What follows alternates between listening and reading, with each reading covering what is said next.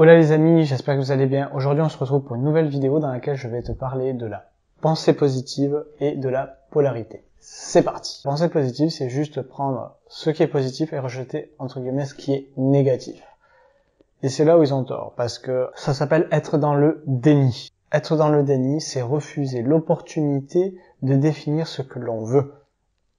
Quelque chose d'agréable pour soi. C'est-à-dire un événement se produit qui est entre guillemets négatif, donc désagréable, et suite à ça, vous n'acceptez pas ce qui est. Premièrement, vous ne faites pas d'acceptation, vous êtes dans le déni, vous refusez complètement. En plus de cela, vous ne pouvez pas apprendre à gérer cette information et en définir quelque chose de positif. Bien entendu, s'ajoute à cela tout ce qui est le fait d'être optimiste, de voir les choses de la meilleure façon, mais aussi de la communication non violente. Lorsque quelque chose dit de négatif survient, il faut pouvoir aussi communiquer de manière posée. Autre chose en ce qui concerne la pensée positive, la polarité. Donc la polarité, qu'est-ce que c'est? C'est dans chaque chose, il y a toujours quelque chose de positif et de négatif, d'agréable et de désagréable. Pour comprendre cela, lorsque des événements vous surviennent, la polarité en fait va vous aider à vous guider dans votre pensée positive. Lorsque un événement survient, si c'est positif, vous continuez à regarder et à observer ce que vous voulez, quelque chose de positif. Quand un événement négatif, donc désagréable, survient, c'est pour vous l'occasion donc d'accueillir cet événement, de le regarder et de définir ce que vous voulez réellement. C'est ça la pensée positive.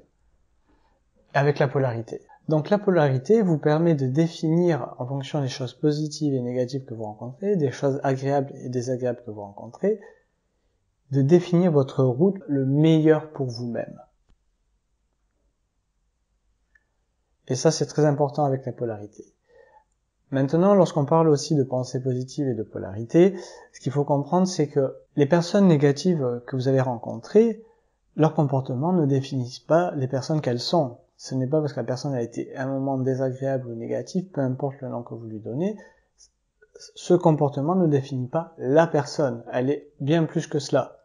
Et ça, c'est une chose très importante à prendre en compte dans la pensée positive. Pourquoi ? Parce que premièrement, il ne faut pas juger les gens. Deuxièmement, parce que le comportement qu'elle a n'est pas ce qu'elle est. Et troisièmement, c'est que, en plus de ça, vous pouvez malheureusement critiquer la personne et ça va vous revenir en pleine gueule, hein, ça c'est sûr et certain.